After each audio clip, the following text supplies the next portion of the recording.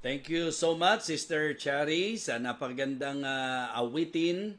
At naway, nakapagministeryo po sa inyo ang mga awit na napakinggan po natin ngayong gabi. Shout out po para kay LNA Benito. Thank you so much. Isa ka sa nakaka-encourage din sa mga naging bunga ng feasting on the divine verses. So salamat sa iyo. At naway magpatuloy ka lang lagi sa Panginoon. So this time, dadako na po tayo sa mensahe. At ang ating pong magiging teksto, 1 Kings chapter 19. At mahalaga po itong talakayin po natin, and I am very sure na makaka-relate po tayo because our topic for tonight is about discouragement. Patungkol po sa discouragement, panghihina, panglulupaypay, yung pong pagkakataong tila nawawalan po tayo ng pag-asa, na parang ayaw na nating magpatuloy, na parang pakiramdam po natin, hindi natin makakaya. So, ngayong gabi, gusto ko pong makita nyo na kahit po ang isang kilalang propeta na kung saan masasabi po natin na siya po ay ginamit ng Panginoon, but he also experienced in his life na siya po'y na-discourage. At ang tatalakayin po natin, paano po natin ma-overcome ang discouragement? Ano po ang magandang matutunan po natin mula sa itinuturo ng banal na kasulatan kung paano natin mapagtatagumpayan, paano natin mapaglalabanan, makakayanan po ang discouragement. So, ngayong gabi ito, samahan po ninyo ako at maging prayerful po tayo na talagang ang banal na spirito po ay makakilo sa ating mga puso at tayo po'y mapalakas ng mensaheng ito. Okay? Let us overcome our discouragement. 1 Kings chapter 19, magsisimula po ang aking pagbasa sa verse number 1. And Ahab told Jezebel all that Elijah had done, and withal how he had slain all the prophets with the sword. Para po maintindihan nyo po, kagagaling lang po sa kalagayan na yung more than 400 prophets of Baal nagkaroon po ng paligsahan para patunayan kung sino ang tunay na Diyos. So ito pong si Elijah ang humarap sa kanila na ang kanyang itinatanghal at ang kanyang kinilala, tinatawagan ay ang Diyos na tunay at ang Diyos na buhay. Sa madaling salita, nilipol po niya ang mga propeta po ni Baal. At ito po ang pinaka-background. Sa verse number 2, Then Jezebel sent a messenger unto Elijah, saying, So let the gods do to me, and more also, if I make not thy life as the life of one of them by tomorrow about this time. And when he saw that, he arose and went for his life, and came to Beersheba, which belongeth to Judah, and left his servant there. But he himself went a day's journey into the wilderness, and came and sat down under a juniper tree. And he requested for himself that he might die, and said, It is enough. Now, O Lord, take away my life, for I am not better than my father. So, makikita nyo po ng specific na portion ng scripture na ito na binabasa natin. Ito po yung moment na discourage po si Elijah. Hinang-hina po ang kanyang kalooban. Verse number 5. And as he lay and slept under a juniper tree, behold, then an angel touched him and said unto him, Arise and eat. And he looked, and behold, there was a cake baken on the coals, and a cruse of water at his head, and he did eat and drink, and laid him down again. And the angel of the Lord came again the second time, and touched him, and said, Arise and eat, because the journey is too great for thee. And he arose and did eat and drink, and went in the strength of that meat 40 days and 40 nights unto Horeb, the mount of God. And he came thither unto a cave, and lodged there. And behold, the word of the Lord came to him, and he said unto him, What doest thou here, Elijah? And he said, I have been very jealous for the Lord God of hosts, for the children of Israel have forsaken thy covenant, thrown down thine altars, and slain thy prophets with the sword, and I, even I only am left, and they seek my life to take it away. And he said, Go forth, and stand upon the mount before the Lord. And behold, the Lord passed by, and a great and a strong wind rent the mountains, and brake in pieces the rocks before the Lord. But the Lord was not in the wind. And after the wind, an earthquake. But the Lord was not in the earthquake. And after the earthquake, a fire, but the Lord was not in the fire. And after the fire, a still small voice. And it was so, when Elijah heard it, that he wrapped his face in his mantle and went out and stood in the entering in the cave of the cave. And behold, there came a voice unto him and said, What doest thou here, Elijah? And he said, I have been very jealous for the Lord God of hosts, because the children of Israel have forsaken thy covenant, thrown down thine altars, and slain thy prophets with the sword. And I, even I only am left, and they seek my life to take it away. Let us pray. Dakilang Diyos, patuloy po ang aming panalangin na kami po ngayong gabi ay muli mong pagpapalain, kakausapin. Lord, you know my prayer. You know my desire. You know my intention and my purpose. Alam mo po na ang ministeryong ito, ayon sa naging pangunguna mo, ang pinakananais ay ang maibahagi ang mensahe ng kaligtasan at makapagpalakas sa mga nakakaranas ng panghihina. I pray, O Father, that tonight you will again use your humble servant. May you fill me of your Holy Spirit, O God, and please, Lord, enlighten the minds of your people. Bless us, O Lord, we pray. Ito po ang aming panalangin sa pangalan po ng Panginoong Jesus. Amen. Amen. Okay, so ito po mga kapatid, ang gusto kong makita po ninyo sa usapan po ng discouragement. So binasa ko po sa inyo yung passage. Ito po yung katatapos pa lang ng matagumpay na pakikipaglaban ni Elijah doon po sa mga propeta ni Baal. Pagkatapos po nito, chapter 18 po yan. Chapter 19, ito na po ang senaryo. Alam niyo mga minamahal, nakikita ko po na ang bagay na ito ay nahahayag at nakikita rin sa buhay ng marami sa atin. Yung bang katayuan na kay ayos-ayos ng iyong takbo, ng iyong lakad, tapos bigla na lang magugulat ka na darating ka doon sa point na parang hirap ipaliwanag, mahirap, pero dama mo na parang hinang-hina ka, parang nauupos ka, parang ang lungkot-lungkot mo, na minsan hindi mo nga ma-identify yung reason. Mga kapatid, mga minamahal, ngayong gabing ito, nakikita ko po na ang panghihina ay bahagi ng ating buhay. Kaya sabi ko, sa isang payak or simple way of presentation, kasi alam niyo po, nakikipaglaban pa rin po ako sa aking acid reflux, kaya kumbaga, iniisip ko kung may pe-present ko po ito ng mas maiksi, pero hindi po para maging, alam niyo po yon, malabo sa inyo, kundi malinaw pa rin na makita po natin yung pinaka-message. So yun po yung aking pong goal at ang aking pong prayer ngayong gabing ito. So dito po sa ating pong pag-aaralan, sabi ko nga, sa sentro tayo sa usapin ng discouragement, sapagkat naniniwala po ako, one way or the other, naranasan na po natin ito. Ang ibig ko po sabihin, almost all of us, naranasan po natin sa buhay natin na napanghinaan po tayo ng loob, na talagang may mga pagkakataong gusto nating bumigay, at yung iba nga po gusto nang mamatay, gusto nang mawala dito sa mundo. So, kaya ngayong gabi, talagang ang prayer ko talaga, Lord, use this message. Please, abutin mo po ang pangangailangan ng mga nasa ganito pong sitwasyon sa pagkakataong ito. Kaya nga ang title natin, Let Us Overcome Our Discouragement. So si Elijah po ang tatalakayin po natin ngayong gabi. At dito po sa ating pong naging teksto, ang unang gusto ko pong bigyang pansin sa ating magiging puntos ay ang reality of discouragement. The reality of discouragement. I remember the Apostle Paul, nung sabihan po niya yung mga taga-Korinto sa 1 Corinthians chapter 10. 1 Corinthians chapter 10. If you have your Bibles with you, pwede nyo pong buksan. In 1 Corinthians chapter 10 and verse number 12, ang sabi po ni Apostle Paul, Wherefore, let him that thinketh he standeth, take heed lest he fall.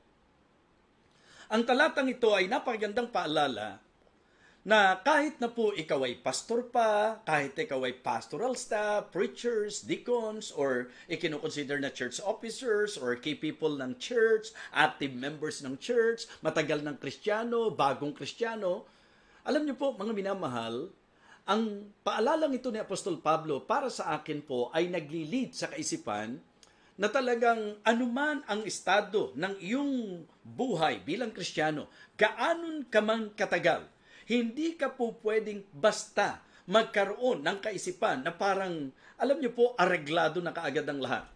Ang ibig kong sabihin, wag daw po nating isipin na tayo'y matatag, baka tayo mabuwal. Yes, isang example po na nakita po natin ay ang ating pong tinatalakay ngayon, si Prophet Elijah. Si Prophet Elijah. Just try to imagine, propeta ng Panginoon, pero tingnan niyo po yung mga tumakbo sa kanyang isipan, ano yung kanyang mga sinasabi, di ba? Ganun po yung taong discouraged. Ang taong discouraged po, kung ano naiisip. Ang tao pong discouraged kung anong pumapasok sa kanyang mga kaisipan na ang pinaka masasabi nating sentro ng pag-iisip niya, more on mga negative na po. Mga negatibong bagay. Kaya syempre po, kung dumating ka na doon sa pagkakataon kung ano-ano na naiisip mo, syempre po, kung ano-ano na rin ang masasabi mo. Diba? Mga sitwasyong ganyan.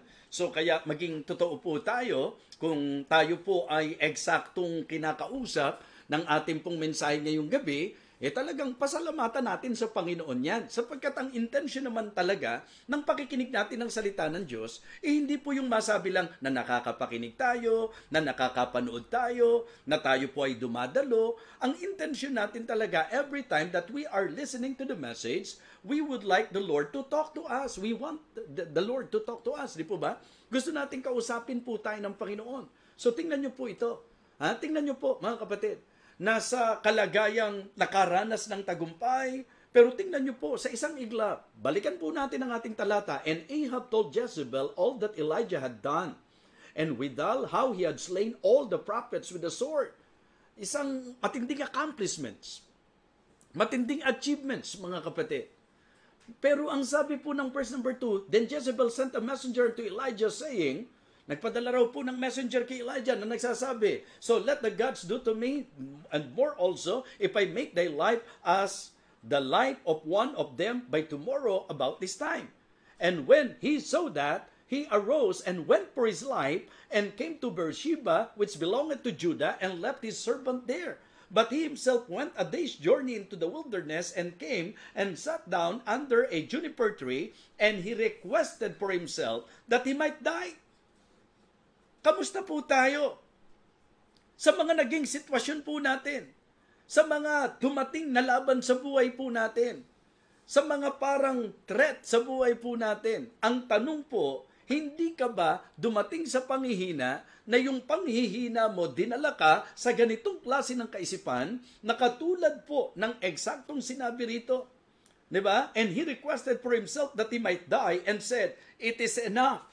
Now, O Lord, take away my life, for I am not better than my father. So, makikita nyo po yung self-pity po nito pong si Elijah. You know, maraming pagkakataon po sa buhay natin na handyan tayo sa ganong sitwasyon. Inaaba natin ang sarili natin, di ba? Pinanghihinaan po tayo ng loob. So, ang ipinupunto ko po sa inyo, mga kapatid, mga minamahal at mga taga-subaybay, makikita nyo po na ito pong ating pinag-uusapan ay propeta ng Panginoon. But he experienced in his life na siya po ay na-discourage. Kaya hindi naman nakapagtataka na ako makaranas ng discouragement, na ikaw papanghinaan ng loob. Yan po'y realidad. Kaya nga, yun ang puntos natin, the reality of discouragement. Wala po yung mga kapatid, pinipili. Halos lahat sa atin, I am very sure, naranasan na po natin ito. Actually po, bagamat positibo po nating tinitingnan ang buhay po ni Job, pero we cannot deny the fact na nanghina na rin po siya. Dumating din po siya doon sa talagang affected rin siya in a way. Okay? Nangyari lang po na talagang kumakapit po siya sa Panginoon, pero dumating na doon sa punto, mga kapatid, na nanghina na rin siya, at ang sabi nga po, dumating na sa time na ikinurse na po niya yung kanyang araw, di ba? So, he cursed his days. Hindi naman yung Panginoon, kundi yung kanyang mga araw, mga kapatid. You know, ito pong bagay na ito, mga Kristiyano, mga kaibigan, ang discouragement po ay realidad.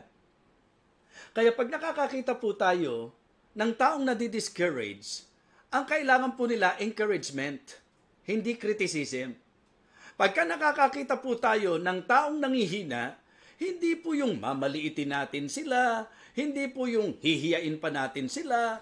Ang kailangan po ng mga taong discouraged, encouragement. And I am telling you tonight that discouragement is a reality. Diba? So, yun ang punto natin. The reality of discouragement. Totoo pong nangyayari yan. Si Propeta Elijah, narito po mga kapatid, na talagang doon po sa kanyang tinatakbo ng isipan, buti pa mamatay na ako, tapos hanggang sa inaabanan niya yung sarili niya. Kaya ngayong gabi, I hope and I pray na kung nasa ganitong kalagayan tayo, matulungan po kayo nitong ating mensahe. Baka nahandoon ka na sa katayuan na ang pakiramdam mo, di ba? Parang wala nang kwenta yung buhay ko, wala na akong kabuluhan, wala na akong silbi, parang wala nang dahilan pa para mabuhay ako dito sa mundo. Buti pa, mamatay na ako. At talagang yun po yung nagiging kaisipan mo na. Well, gusto kitang i-encourage ngayong gabing ito. Yan po ang goal natin. Kaya sinasabi ko to, lahat tayo, dahil sa realidad, ang discouragement, reality po yan, wag po sanang kapag ka may mga discouraged, ang pakiramdam mo sa sarili mo, ikaw, hindi ka makakaranas niyan. Mga kapatid, mga minamahal, sabi ko nga, kumbaga in principle, yung sinasabi po ni Paul sa mga taga-Galatia, bagamat ang konteksto po nito, tungkol po doon sa maaring, di ba, mga naapektuhan ng maling doktrina, pero yung principle na gusto ko pong ipakita sa inyo, doon sa Galatians chapter 6 and verse number 1. Tingnan niyo po ang sabi. Brethren, if a man be overtaken in a fault, ye which are spiritual, restore such an one in the spirit of meekness, considering thyself, lest thou also be tempted. Again, gusto ko pong ipakita sa inyo na ipinapakita po ng talatang ito kasi ang tinukoy po niya Balikan niyo po, Galatians 6:1. Brethren, if a man be overtaken in a fault. So sa konteksto po ng panulat ni Apostol Pablo sa mga taga-Galatia, yung mga naapektuhan ng maling doktrina, 'di ba? O sa atin po, inia-apply naman natin kung meron tayong kapatid na nanghina, kung meron tayong kapatid na nanglupaypay, kung meron tayong kapatid na talagang masasabi na nating gusto nang bumigay, ang sabi ng Bible, restore such an one in the spirit of meekness. Kumbaga, encourage them. Help them. Encourage them. Why? Kasi ang sabi po, considering thyself, lest thou also be tempted. Kaya kapag kami nadi-discourage, ang takbo ng isip natin, paano natin ito palalakasin? Paano kaya natin siya ma-encourage? Ano kaya ang po pwede natin gawin para talaga hindi siya bumitaw? Para hindi siya kaya magtuloy-tuloy? Para hindi siya bumigay? Hindi yung discouraged na, pinagchismisan pa natin. Discouraged na, pinintasan pa natin. Discouraged na, talagang minaliit pa natin. Mga kapatid, mga minamahal, ang kailangan ng taong discouraged, encouragement. Amen? At ang sabi po, ye which are spiritual. Diba? If a man be overtaken in a fault, ye which are spiritual. Meaning, ikaw na malagunang Kristiyano, ang sabi, ano raw ang gagawin mo? Restore such an one. Encourage mo yan. Diba? Restore such an one in the spirit of meekness. Hindi sa spirito ng kayabangan, hindi doon sa spirito ng kataasan. Ang sabi, restore such an one in the spirit of meekness. Bakit po? Considering thyself. Sino po yung tinutukoy sa konteksto? Spiritual. Considering thyself, lest thou also be tempted. So, the Apostle Paul is very consistent and I believe he is right na sinasabi niya ang paalala, wherefore let him that thinketh he standeth take heed lest he fall. Ikaw na nag-iisip na hindi ka madi-discourage, ingat ka. Diba? Ingat po tayo sapagkat realidad po ang discouragement. So, that is point number 1. Makikita nyo po sa Bible na kahit itong mga lingkod ng Diyos, naka-experience na bumagsak, naka-experience na nanghina, naka-experience na medyo nalayo. Diba? Remember, si Peter, nalayo. Si David, bumagsak. So makikita nyo po na ang discouragement po, mga kapatid, ito po ay realidad. Okay? Ngayon, ang magandang ating pong matutunan ngayong gabi ay yung pong rason. So, una po, the reality of discouragement. Now, second, I would like to share, point number 2, the reasons for discouragement. Ano po ba yung mga posible na nagiging dahilan kung ba't ka pinanghihinaan ng loob? kung bakit po tayo dumarating doon sa point na tayo po ay discouraged. Ano po ang mga posibleng rason? Sa konteksto po natin kay Elijah, ang reason ng kanyang discouragement, una po, because he focused on the threat. Diba? Kasi ang naging focus na po niya, mga kapatid, ay yung pong threat na nanggaling kay Jezebel. So, makinig kayo mabuti. May mga pagkakataon po, ang nangyayari po sa atin, kaya tayo pinanghihinaan ng loob, nakukuha kasi nung threat yung ating pong atensyon. Nakukuha ng mga negatibong sitwasyon. Halimbawa lang po, nagkasakit ka. Okay? Pagka po ang nangyari sa atin, ang focus natin sa karamdaman natin, aabahin mo sarili mo.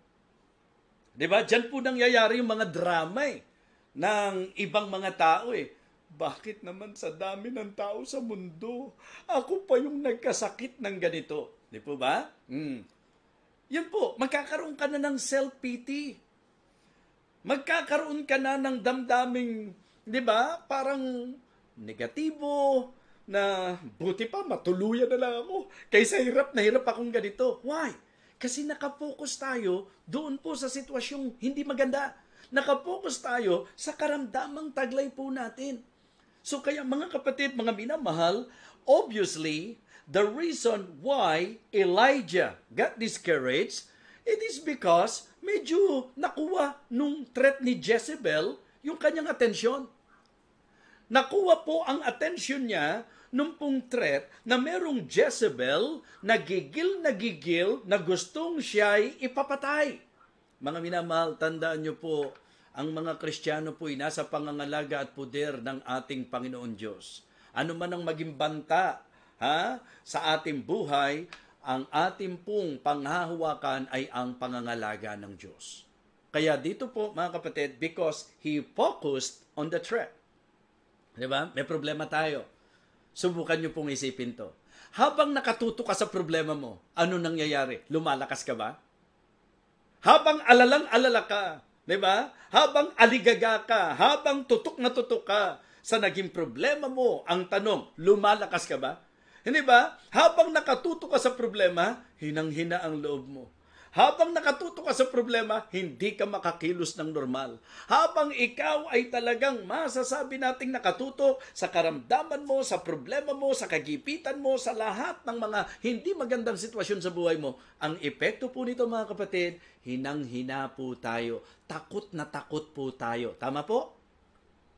If you will use your imagination sa pagbasa po natin nitong 1 Kings chapter 19, ano nakikita nyo po sa picture? Using your imagination. Isang propeta ng Diyos na bahag ang buntot. Isang propeta ng Diyos na takot na takot. Isang propeta ng Diyos na hinang-hina ang loob. Isang propeta ng Diyos na gusto nang sumuko. Isang propeta ng Diyos na gusto nang bumigay. Isang propeta ng Diyos na gusto nang mamatay. Isang propeta ng Diyos na nagtatago. Bakit? Kasi ang focus niya, may banta sa akin, may threat sa akin. Talagang mukhang hindi ako titigilan. Sometimes, dyan tayo hirap na hirap. Yung sakit po natin, nahandyan na yan. Pero tayo po'y tumutok sa Diyos na higit na may kakayahan at kapangyarihan sa karamdamang taglay po natin. Sa problemang meron po tayo. So, the reasons for discouragement, number one, in the case of Elijah, because he focused on the threat.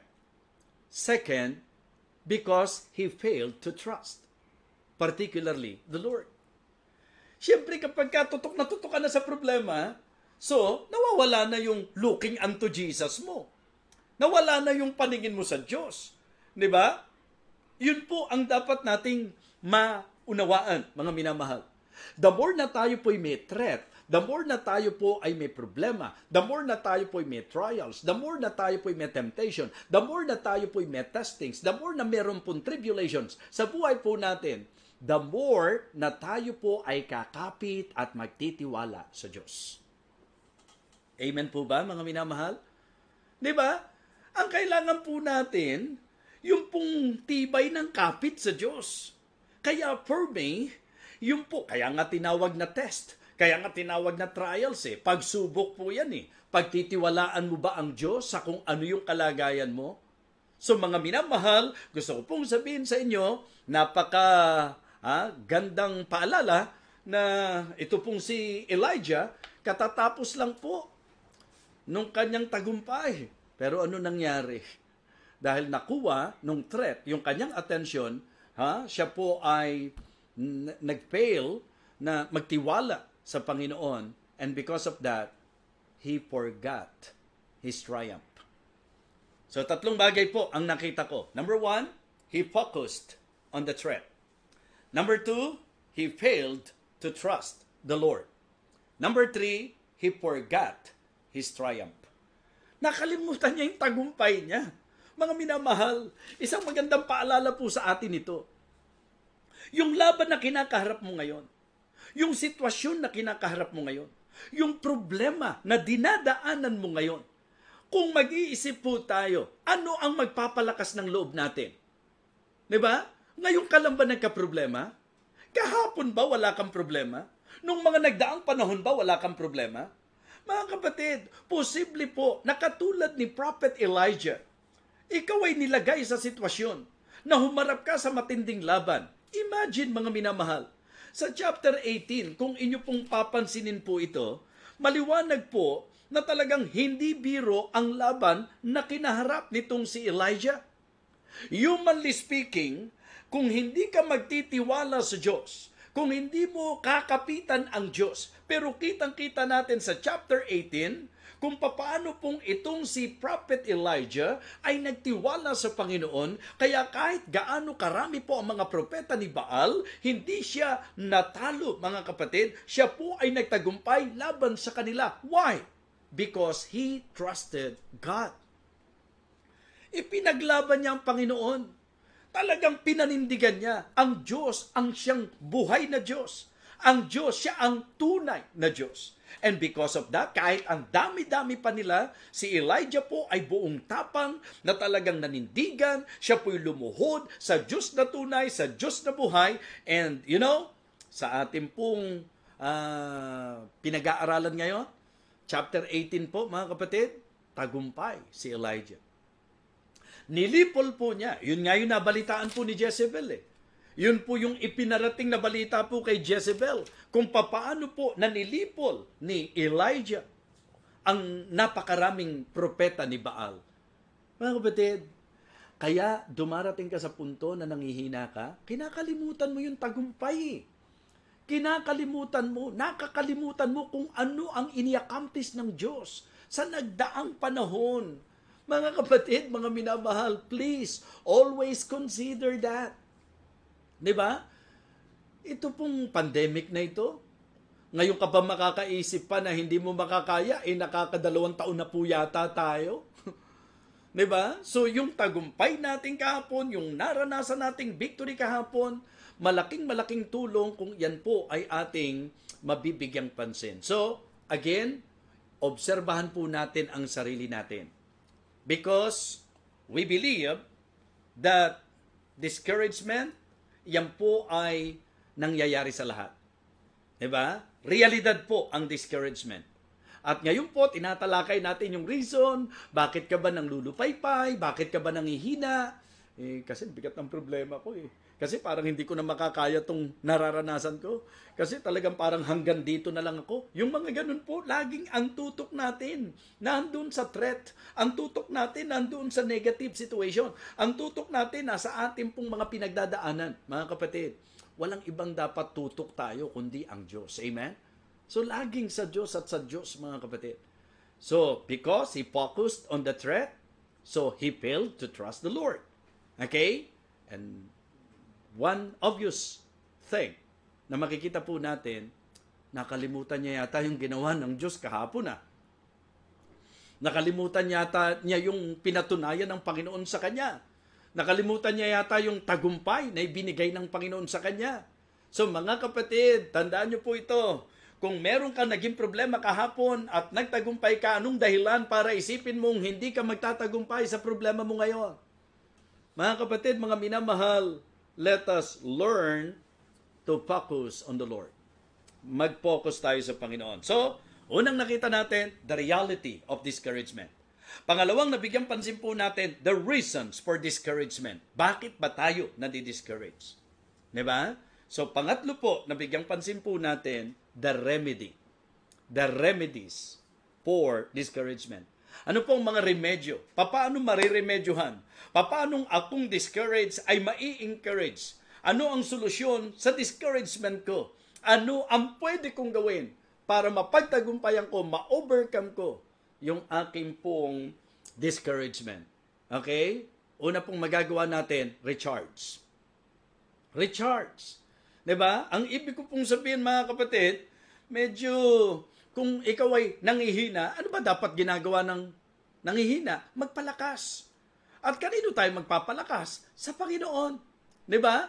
So, tayo po ay dapat magpalakas sa Panginoon. Tingnan niyo po, sabi ng verse number 4. But he himself went a day's journey into the wilderness and came and sat down under a juniper tree, and he requested for himself that he might die, and said, It is enough. Now, O Lord, take away my life, for I am not better than my fathers. As he lay and slept under a juniper tree, behold, then an angel touched him and said unto him, Arise and eat.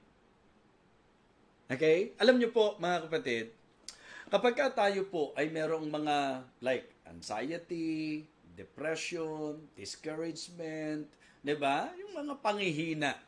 Alam niyo, dahil nakita natin yung mga dahilan po niyan, may mga pagkakataong kailangan pahinga lang. May mga pagkakataong kailangan magkarga lang po tayo. Kaya nga sabi ko po sa inyo, ako personally, sasabihin ko na, alam nyo, humahanap din po ako ng mga outlet. Pagka naman sinabi nating recharging, hindi naman po ibig sabihin ng pagbabible lang eh. Kasi given na po yun na ang Bible magpapalakas po sa atin. Pero sa physical side, mga kapatid, dyan po pumapasok yung baka kailangan mo lang ng release, baka kailangan mo lang ng outlet, baka kailangan mo lang ng unwinding, baka kailangan mo lang medyo mag-recover, mag-recharge doon sa, kasi lumaban ka eh.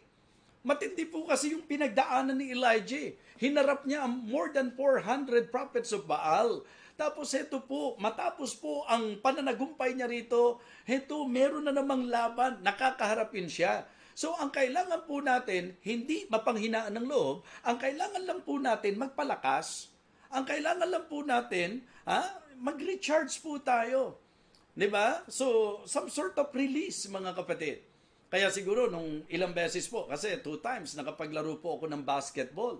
So, yun po, i-consider ko po na in a way, medyo, kasi na-stuck po ako sa bahay, so kinakailangan ko po nung kahit papano outlet, dahil una, hindi po ako use sa ganon.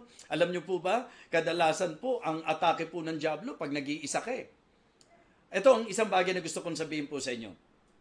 Isang pinakamasarap na sandali sana sa buhay po natin, yung sinasabi po ng Bible, He that dwelleth in the secret place of the Most High shall abide under the shadow of the Almighty. Ito po yung private time with the Lord. Yung bang talagang kayo lang ng Panginoon. Di ba? Yung alone with God. Yung private time, yung quiet time mo sa Panginoon. Ikaw at ang Panginoon. Kumbaga sa usapan ng prayer, yung sinasabing pagka magpe-pray ka, enter into thy closet, di ba? Ibig sabihin, punta ka doon sa room mo, yung kayo lang ng Panginoon. So, pag nakita nyo po, pag inisip nyo po, isang napakasarap na pagkakataon na sandali, yung nag-iisa ka, na kayo lang ng Panginoon. Okay? Pero harapin din po natin ang totoo, na ang isang matinding laban din, pag nag-iisa ka at hindi ka connected sa Panginoon, naku, yan naman po ang matinding panahon at pagkakataon ng dyablo. At ako po, aaminin ko po sa inyo na talagang ang bigat ng laban ko po for around 3 weeks. Diba? Mula po kasi nung January 5 eh. Talagang medyo na-stuck na po ako sa bahay. So negative po ako doon po sa virus, pero yung mga symptoms, nakikita ko po sa akin hanggang sa itinreat ko po yan. So, ayoko pong makaperwisyo sa iba, kaya nag-isolate po ako mga kapatid. Pero ang problema, doon sa mga tinake ko rin pong gamot, Ang isa sa hindi ko napapansin, ang isa palang matindi po sa akin, yung acid reflux. Kaya kahit negative ako, medyo ubo po ako ng ubo. Napalagay ko po, pati mga kapitbahay po namin, talagang medyo perwisyo sa klase ng ubo ko eh. Dahil pati ubo ko po dynamic eh. Nakakita na ba kayo ng gano'n? Pati ubo dynamic. Ang bigat ng laban ko po. And you know what? Sa mga ganong moment, pag hindi ka konektado sa Diyos, naku, napakadelikado. Kasi kung ano-ano po ilalagay ng dyablo sa isip mo. Naalala niyo po yung sinasabing an idle mind is the devil's workshop? Diba? Ako nga, nilagyan ko pa ng version ko yun eh. An idle mind is the devil's junk shop. Di ba? Yung kaisipang walang, alam niyo po yun, yung hindi ka abala sa Panginoon, hindi ka nakakonekta sa Panginoon. Naku, yan po ang gustong-gustong pagkakataon ng dyablo. Kaya nga, sabi ko po, maganda yung nag-iisa ka na konektado ka sa Panginoon.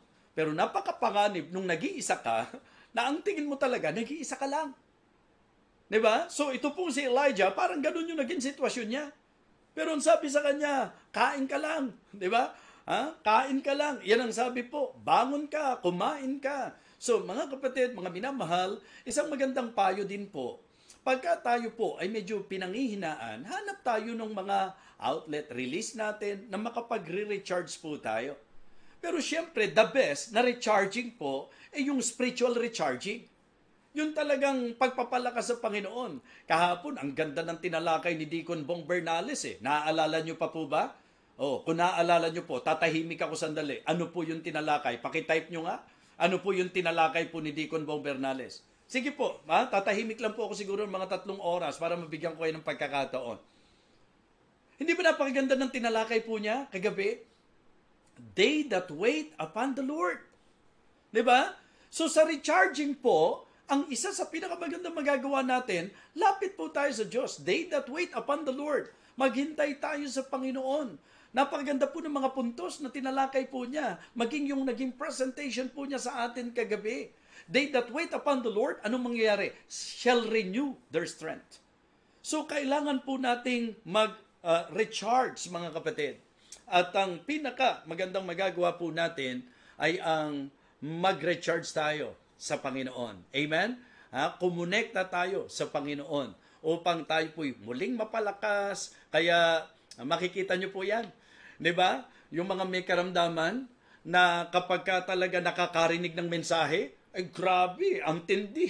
Diba? Parang gumaling sa karamdaman eh. Nandun pa rin yung karamdaman, pero ang dating parang magaling na siya. Why? Dahil na-recharge. Iba talaga eh. Kapag ka po meron pong recharging, mga kapatid, bumabalik yung sigla, bumabalik yung lakas. So yun po yung idea ng sinasabi kay Elijah, arise and eat. Yun po ang sinasabi po sa kanya. So, may mga pagkakataon po, pag nag-isip tayo, parang tayo lang. Sa kanya po, ang iniisip niya, ako na lang ang isang propeta na tumayo at naninindigan sa iyo. Sabi ng Panginoon, ang dami pa na hindi pa iniluluhod ang tuhod nila kay Propeta Baal. Diba? Sometimes ganun tayo. Nag-iisip tayo, parang tayo lang may ganitong problema. Mali po yun. Halos lahat ng tao may kanya-kanyang problema. Diba? At yung iba, natutunan lang po nila talaga na laging kumapit sa Panginoon. Kaya nga sabi ko, nung si Apostle Peter, sinabihan po sila, yung mga kapwa niya manggagawa, ang sabi niya, be sober, be vigilant, because your adversary, the devil, as a roaring lion, walketh about seeking whom he may devour. Remember that? 1 Peter 5:8, di ba? Ang sabi ng verse number 9 ng 1 Peter chapter 5, verse number 9, whom resist is steadfast in the faith, knowing that the same afflictions are accomplished in your brethren that are in the world. Minsan kaya ka na-discourage, ang pakiramdam mo, ikaw lang. Ang pakiramdam mo, nag-iisa ka lang. Hindi po totoo yan. Diba? Kanina po, may ka-fellowship po ako. Meron po akong kausap. Diba? Kasi sa akin po, may mga pagkakataon na, dahil siguro natutunan ko po, na ano man ang sitwasyon ko, mga kapatid, yung attitude po natin mahalaga eh. Hindi po mababago ng pagiging negatibo natin ang problema ang kinakaharap natin. Kaya for me, hindi po madaling magpastor, pero sometimes, pagka ang naging basis ng mga nakakakita, kung papaano ko po kinakandak ang sarili ko, para bang kaya lang, para bang ang dali lang. Without you knowing, may mga pain inside, may mga pressures, maraming problems, mga kapatid. Pero a matter of trusting the Lord. Yun lang po yun eh. Yung pagtiwalaan mo ang Panginoon. So, minsan, pagka ganun, akala natin, kaya kayo po, pagka may mga times na nagme-message po kayo, tumatawag po kayo, di ba, wag niyo pong iisipin na kaya ko po kayo nabibigyan ng pansin kasi ako walang pinagdadaanan. Na kaya ko po kayo pinalalakas sa Panginoon dahil ako walang problema. Maling-mali po kayo. Dapat nga po ang maisip ninyo, kung kayong mga miyembro, inaatake ng diablo, how much more? Diba? Yung pong pinaka-leader po ninyo. Sabi ko nga, kung mag-a-assign sa inyo ng 2 demons, titiyakin ko po sa inyo. Pagdating sa leader, hindi lang siguro 2. Mas matindi. Kaya yung mga hindi nakakaintindi minsan sa leader, nang akala nyo, di ba? May mga pagkakataon pong ganun eh. Akala nyo po, kailangan kayo lagi ang mali. Dapat nag-iisip din kayo. Naku, ako may problema, for sure. Ang pastor ko may problema din. Kung mabigat yung pinagdadaanan ko, baka mas matindi pinagdadaanan niya. So, kaya lang, ang siyempre, pinag-uusapan dito ay yung kung paano mo natutunan pagtiwalaan ng Panginoon. Diba? So, kaya importante po, mga Kristiyano, yung release. Kaya ngayon, mapapansin nyo po, diba? 2 araw po yan, naglaro ako ng basketball. Diba? Nag-enjoy po ako doon. Hindi nag-enjoy dahil nakakashoot ka lang, kundi, kumbaga po, medyo nagkaroon ka ng pagkakataon para. Diba? Kasi hindi lang naman po spiritual eh. For bodily exercise profiteth little. So, kailangan din po natin ng bodily exercise. Pero ako naman po, pagka naglaro naman po ako, sa edad ko naman ngayon, hindi na po ako nagpipilit. Kaya kahit 3 po yung bantay, medyo, hindi po, biro lang po yun. Ho? So, ang ipino-point out ko po mga kapatid, yung pong manalo o matalo sa laro, hindi na po, ano sa akin yun eh, big deal yun eh. Ang importante lang, bigyan mo ng time yung sarili mo, huwag kang masyadong mag-dwell sa kung ano yung problema mo, kung ano yung pressure mo. Kasi, pagka po ang inintindi ko, ano kaya to? Diba? Bakit ko ano-ano ng gamot yung ininom ko? Parang wala. Tapos, hindi kaya may cancer na ako sa lalamunan? Hindi kaya, kung ano-ano na ang tatakbo sa isip mo eh. So, through unwinding and recharging, malaking bagay. Pero make sure na ang recharging natin sa salita pa rin ng Diyos. Kaya tingnan nyo po, ano epekto sa inyo pag nakakarinig kayo ng mensahe? Si Pablo nga po eh. Apektado nung karamdaman niya kung tutuusin eh. Nagmakaawa nga po siya sa Panginoon eh. Okay? Hindi ba? Sa 2 Corinthians chapter 12, makikita nyo po mga kapatid, na siya po'y nagmakaawa sa Panginoon. 3 beses po na nagsumamo siya, na alisin yung thorn in the flesh niya. Aralin nyo pong mabuti. Inalis ba yung thorn in the flesh? Hindi. Kinargahan lang siya ng Panginoon. My grace is sufficient for thee. Nung narinig niya yung biyaya ng Panginoon na sagana, mga kapatid, parang gumaling. Parang gumaling si Apostol Pablo. Na kung saan ako mahina, doon pala ako malakas. Ganun ka rin. Diba? Not necessarily healing, kundi yung grace of God. Diba? Recharging. So, the remedies for discouragement, number 1 is recharge. Diba? Pangalawa, remember, recall, and rehearse the goodness of God. Diba? So, ang dapat po, dahil kaya ka na-discourage, nakalimutan mo yung victory, nakalimutan mo yung tagumpay, edi ang pinakamaganda magagawa mo para ma-encourage ka, para mapagtagumpayan mo yung discouragement, edi ang isipin mo, kung, ay, grabe nga pala yung ginawa ng Panginoon sa akin. Nagka-problema ako, kala ko wala na akong magagawa, pero ni-rescue ako ng Panginoon. Marami na rin akong pagkakataong akala ko wala nang solusyon yung problema ko, pero na-solve. May mga sitwasyon pa nga, parang hindi ako makakatawid eh. Pero nakatawid ako. Ngayon nga ang pandemic na ito, iniisip namin kung saan kami kukuha ng kakainin, papaano to, naapektuhan yung trabaho. Pero heto yung Panginoon, sinustain tayo, sinurvive tayo. So yun ang iisipin mo, yun ang aalalahanin mo. Diba? Huwag kang magpo-focus dyan sa mabigat na sitwasyon mo. Kung may mabigat kang sitwasyon, alalahanin mo yung mga naging sitwasyon mo na itinawid ka ng Panginoon at pinagtagumpay ka ng Panginoon. So mga kapatid, mga minamahal, it is always good to remember and recall, diba, the great and wonderful works of God. Yung pong matitinding ginawa ng Panginoon sa buhay po natin. yun po ay makakatulong para ikaw ay magtagumpay dyan sa discouragement na yan. Hinang-hina ka ngayon? Alalahanin mo lahat ng kabutihan ng Diyos sa buhay mo. Mapapansin mo, unti-unti kang ngingiti. Baka mabigla ka pa, mapapraise the Lord ka pa. Masabi mo, oo nga, kahapon din, kala ko rin, ganun Hindi ko makakaya, pero nakaya sa biyaya ng Panginoon, sa lakas ng Panginoon. Alalahanin mo. Di ba? Alalahanin mo. Ilang taon ka na? Ilang taon ka na ngayon? Isipin niyo po, dyan sa edad mo na yan, kung hindi mapangahawakan ng Diyos, kung hindi mabuti ang Diyos, aabot ka ba sa edad na yan? Ilang problema na rin ang pinagdaanan mo. Ilang mga mabibigat na sitwasyon na rin ang kinalagyan mo. Pero heto ka pa rin. Mga kapatid, why? Because the faithfulness of God is really wonderful. It is really great. Diba? It is of the Lord's mercies that we are not consumed. For His compassions fail not. They are new every morning. Great is thy faithfulness. So kaya ngayong sandaling ito, mga kapatid, ang nakikita ko po na remedyo sa discouragement, number 1, recharge. Okay? Number 2, recall, remember.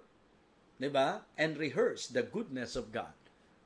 Diba? Ang ibig sabihin po, atin pong bigyang pansin kung gaano naging mabuti ang Panginoon. And then, of course, ang lundo pa rin ng lahat, kung gusto nyo mapagtagumpayan ang discouragement, rely on God. Rely. Magtiwala ka, manghawakan ka sa Panginoon. Diba? Sino ba ang tinayuan niya? Sino ba ang pinangawakan niya? Sino ba ang pinagtiwalaan niya para magapi niya at matalo po niya ang more than 400 prophets of Baal? Hindi ba ang Panginoon? Yun na rin po. Ang pagtiwalaan din niya dapat sa threat ni Jezebel, Panginoon pa rin. So, ganun din po tayo. Diba? Sa mga naranasan mo noon, kaya ka nakatawid, kaya ka nakasurvive, kaya ka nagtagumpay, dahil pinagtiwalaan mo ang Diyos. Bakit ngayon? Hindi mo siya pagtitiwalaan. So, rely, mga kapatid.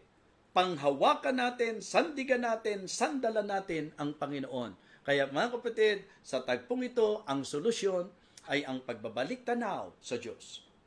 Recharge, magpalakas ka sa Panginoon. Be strong in the Lord and in the power of His might. Mga kapatid, remember and recall kung ano po yung mga ginawa ng Diyos. Yung mga past victories. Naalala ko po, bago tayo magtapos, si David. Medyo hindi madali yung sitwasyon. Dahil Goliath ang haharapin po nila. So, ngayon po, sa ating pong magiging paglulundo, pwede nyo pong isipin na yung kalagayan mo ngayon, parang si Goliath na nakaharap sa iyo. Ang tingin mo higante. Ang tingin mo talagang matinding laban. Mga kapatid, mga minamahal, mapapansin nyo po na itong si Goliath, diba? Walang kahit sino sa kanila na gustong humarap. Until dumating nga po si David sa senaryo. Pero mga kapatid, mga minamahal, alam nyo po ba kung bakit nagtatago silang lahat? Alam nyo po ba kung bakit natakot silang lahat? Alam nyo po ba kung bakit naduwag ang lahat? Sapagkat ang nakikita nila ay ang laki ni Goliath. Okay? So, ang focus nila kay Goliath. Ang bigat nito, ang laki nito. Di ba? Tayo ganun eh. Parang yung problema natin o yung karamdaman natin, Goliath ito, ang tindi nito, hindi natin kakayanin ito. Kaya heto ka ngayon, duwag na duwag ka, takot na takot ka, hinang-hina ka. Ngayon, heto po, pumasok sa senaryo si David. Inutusan po ng tatay para magdala ng pagkain. At ang inabot niya na sitwasyon o senaryo, naririnig niya itong Goliath na ito. At nung narinig niya si Goliath na hinahamak ang pangalan ng Panginoon, di ba? Palibasa, pusong makadiyos, hindi niya kaya nahamakin at mahamak ang pangalan ng Diyos. Yun ang kanyang kinikilala, yun ang kanyang pinagtitiwalaan. Nagpasya, siya ang haharap kay Goliath. Pero mga kapatid, hindi ganun kadali. Sapagkat yung pong nasa paligid niya, yung kapatid niya, iniisip, nako, talagang ikaw, mapusok ka, mayabang ka, palalo ka, gusto mo lang makapanood ng laban. Ito namang king, hindi mo kakayanin yan si Goliath. Kasi, yang si Goliath, bata pa lang yan, mandirigma na yan. Ikaw bata ka pa, siya from kabataan, veterano na ngayon yan eh. Talagang matinding man of war yan. Okay? Alam niyo po, ang ginawa ni David? Ikinwento po niya kay King Saul yung mga ginawa ng Panginoon sa kanya. Kinaharap niya yung leon, pumatay siya ng oso, yung pong, alam nyo, ang nakikita ko pong magandang solusyon sa ating ikinahihina ng loob, alalahanin nyo po yung mga leon na talagang napagtagumpayan nyo, yung mga oso na napagtagumpayan nyo, yung mga sitwasyon yung nakaraan ng mga napagtagumpayan nyo. Yun po ang makatutulong para talaga maisip natin, hindi ka dapat matakot at hindi ka dapat panghinaan ng loob. Kaya sabi po ni David, ang ganda nung eksaktong sinabi niya. Ang sabi ni David, King, live forever. Huwag nating hayaang papanghinaan ng loob ang mga tao dahil dito sa... Makikita niyo po, ang gustong i-point out ni David, hindi dapat ma-discourage ang mga tao. Why? Kasi hindi naman si Goliath eh. Ang dapat maging focus natin. Ang dapat focus natin yung Diyos. Kaya ang sabi ni David, yung Diyos na nagbigay sa akin ng tagumpay sa leon, yung Diyos na nagbigay ng tagumpay sa akin sa oso, yun din ang Diyos na magbibigay sa kamay ko, sa ulo niyang si Goliath na yan, ng higanting yan, mga kapatid. Sana ganun din ang sabihin mo. Yung Diyos na nagbigay ng tagumpay sa iyo, sa leon na kinaharap mo, sa oso na kinaharap mo, yan din ang magbibigay sa iyo ng tagumpay sa Goliath na yan, na kinakaharap mo ngayon. Amen? Mga kapatid, rely. Rely. Yan po ang po pwede nating mabigyan pansin. Recharging, remembering, and relying, mga kapatid, yan po ang para sa akin, remedy sa tinatawag nating discouragement. Discouraged po ba tayo ngayong sandaling ito? Realidad po yan. Understandable that being human, nadi-discourage po tayo. Pero it is good na ma-address natin ang rason. Bakit ba tayo nadi-discourage? Kasi nakapokus pala ako sa threat. Di ba? Nagkulang ako ng tiwala sa Diyos. Nakalimutan ko yung tagumpay na ibinigay ng Panginoon sa akin sa mga nakaraang araw at panahon. Kailangan maremedyohan to. Paano mareremedyohan? Recharge. Magpalakas ka sa Panginoon.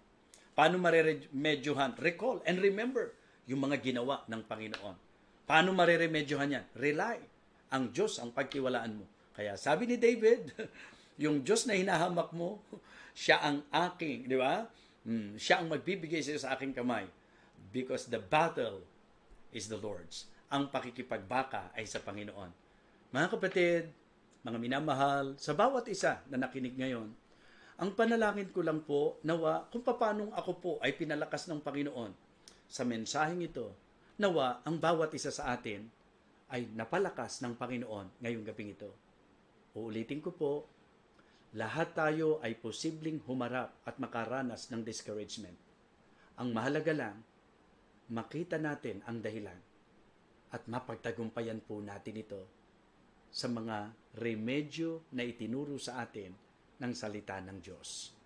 Manalangin po tayo. Dakilang Ama, aming Panginoon, lubos po kami nagpapasalamat sa iyo pong bastanting oras na ibinigay po sa amin upang kami po'y makapag-recharge, Panginoon. Upang kami po ay ma-encourage sa pamagitan po ng message na ito. Nawa, ikaw po ang nag-accomplish ng iyong kalooban sa buhay ng bawat isa na presently nakaharap sa matinding laban, Panginoon, or marahil nasa pangihinan ng loob, nasa panglulupaypay. Nawa, sa pamagitan ng mensaheng ito, sila po'y makapagbangong lakas, dakilang Diyos, at makapagbagong lakas. Thank you so much because meron kaming Diyos na pwedeng panghawakan, Diyos na masasandalan at masasandigan. Nawa ito po ang matutunan naming lagi sa aming mga buhay. Thank you so much, Heavenly Father. We praise you and honor you. Ito po ang aming panalangin sa pangalan po ng aming Panginoong Jesus. Amen. Amen. So, maraming salamat po sa inyo and praise God. Nakaraos po ako, mga kapatid, na nakapag-share po ako at ang napansin ko, humaba pa nga.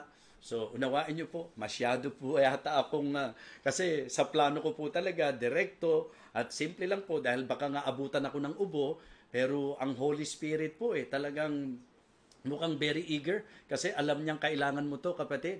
Alam niyang kailangan po natin ito. Kaya muli po, maraming salamat. Ito po ang inyong lingkod, Evangelist Fernando de Vega, na nagpupuri sa Diyos at nagpapasalamat at ang tibok ng puso ay ang laging maibahagi ang salita ng Panginoon. Kaya nawa, lagi nyo kaming samahan sa pagsasalo-salo sa salita ng Diyos dito po sa Ministeryong Feasting on the Divine Verses. God bless us all.